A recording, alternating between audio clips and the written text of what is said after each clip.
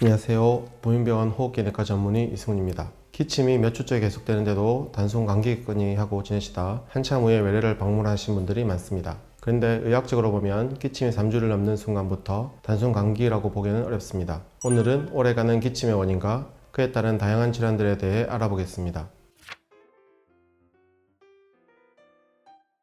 기침은 체스트 가이드라인에 따라 지속되는 기간에 따라 구분합니다. 보통 3주 이내의 기침은 급성기침이라고 하는데요. 대부분 감기나 상기도 감염 이후에 나타납니다. 그런데 기침이 3주에서 8주가량 지속될 시 감기가 다 나았는데도 기침만 남는 건지 아니면 다른 원인이 있는 건지 한 번 더 살펴볼 필요가 있습니다. 더불어 8주 이상 계속되는 기침은 의학적으로 만성기침으로 분류합니다. 이 시기에는 단순한 감기 이후 증상보다는 특정 질환이 원인일 가능성이 높아지죠.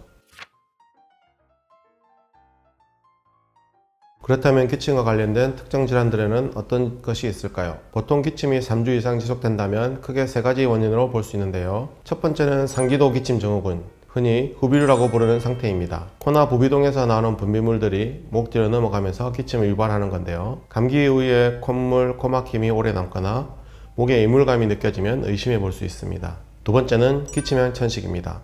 숨이 차지 않고 마른 기침만 오래가는 형태의 천식이 따로 있습니다. 특히 밤이나 새벽에 기침이 심해지면 천식을 먼저 생각합니다. 마지막으로 위식도 역류 질환 GERD입니다. 위산이 먼저 기도로 넘어가거나 식도 하부의 신경을 자극하는 경우인데요. 속이 쓰리지 않아도 기침만 나타나는 경우가 많아서 놓치기 쉽습니다. 실제로 만성기침 환자의 상당수가 이 3가지 원인 중 하나에 해당하죠.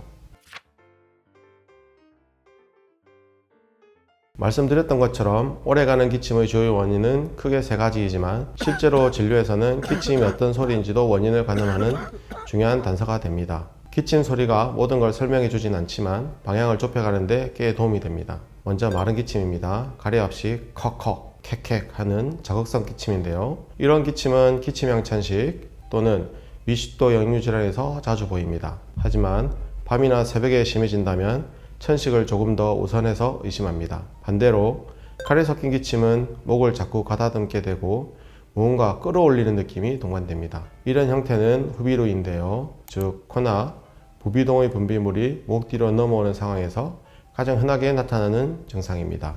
그리고 누우면 더 심해지는 기침은 위산이 식도로 역류하면서 기침 반사를 자극하는 경우가 많습니다. 이런 식으로 기침의 소리와 양상을 살펴보면 환자 상태를 보다 정확하게 파악하는 데 중요한 힌트가 되죠.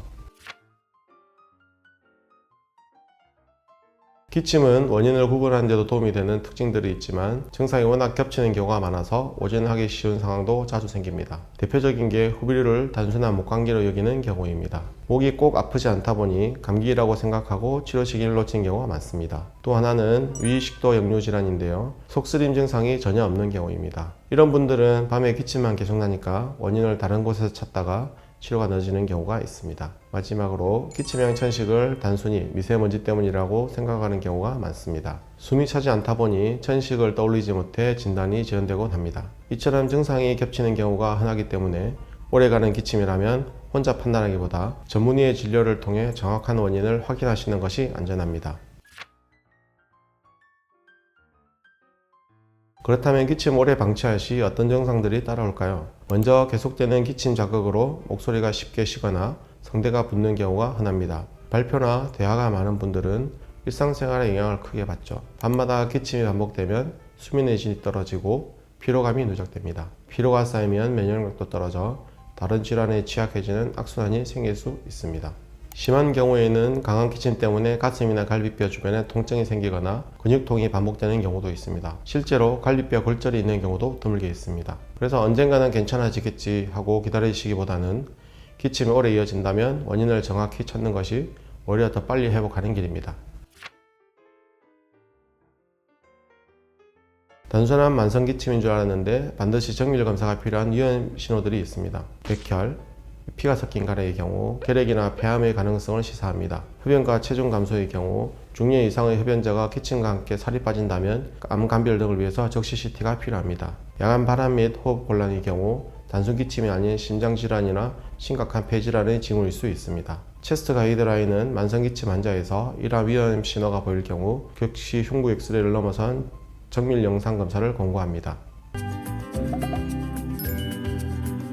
네, 오늘은 기침 지속 기간에 따른 다양한 질환들에 대해 알아보았습니다. 기침은 누구나 할 수 있는 흔한 증상이지만 3주 이상 이어진다면 그 이유를 한 번은 짚어볼 필요가 있습니다. 대부분은 후비루, 천식, 위식도 역류처럼 비교적 흔한 원인에서 시작되지만 정확한 원인을 찾지 못하면 불편이 오래가고 일상에서도 영향을 주기 쉽습니다. 기침이 길어질수록 스스로 판단하기보다 전문의와 상의해 분명한 원인을 확인하는 것이 오히려 더 빠르게 회복하는 길이니까요. 오래가는 기침 때문에 생활이 불편하시다면 가까운 호흡기 내과에서 자신의 상태를 한번 점검해 보시기를 권유드리겠습니다. 이상 영상 마치도록 하겠습니다.